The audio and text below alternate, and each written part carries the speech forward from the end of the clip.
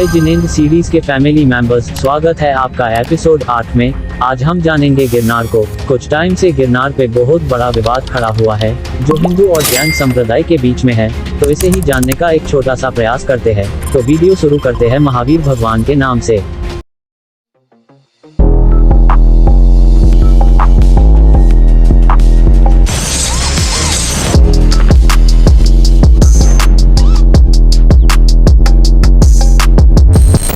ये सिलसिला पिछले कुछ 15-20 सालों से चल रहा है।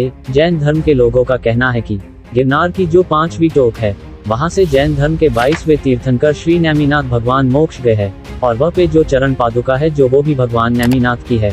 और वही हिंदू लोगों का ये कहने है कि गिरनार की 5वीं टोक पे ब्रह्मा विष्णु महेश के अवतार भगवान दत्तात्रेय का वास है, और वह चरण पादुका भी दत्तात्रेय भगवान की है।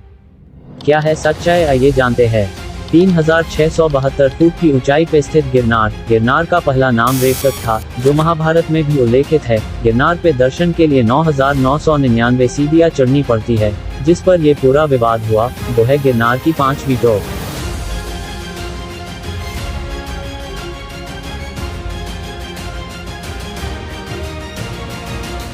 गिरनार को जानने से पहले हमें जानना होगा दत्तात्रेय और भगवान नेमिनाथ को।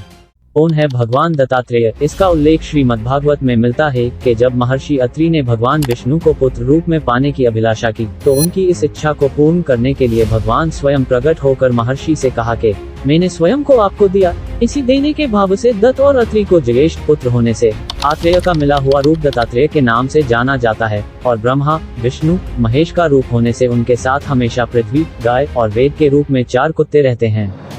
ये तो जानी दत्तात्रेय भगवान की कहानी। अब जानते हैं नेमिनाथ भगवान को। नेमिनाथ भगवान इस काल के 22वें तीर्थंकर है। नेमिनाथ भगवान श्री कृष्ण के बड़े भाई है। आइए भगवान नेमिनाथ से जुड़ी एक कथा देखते हैं। जब भगवान अपनी युवा अवस्था में आते हैं तो अरिष्टनेमी यानी नेमिनाथ भगवान के लिए शादी का प्रस्ताव आता है उग्रसेन की ज्येष्ठ बेटी राजुल राजकुमारी के साथ।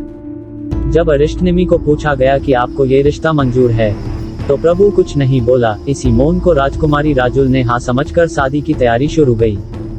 जब अरिष्टनेमी राजकुमारी राजुल के घर बारात लेके जाते हैं, तब वह पे बंधे बेजुबान जानवर की आवाज सुनते। तब अरिष्टनेमी सेवक से पूछते हैं कि ये आवाज कैसी?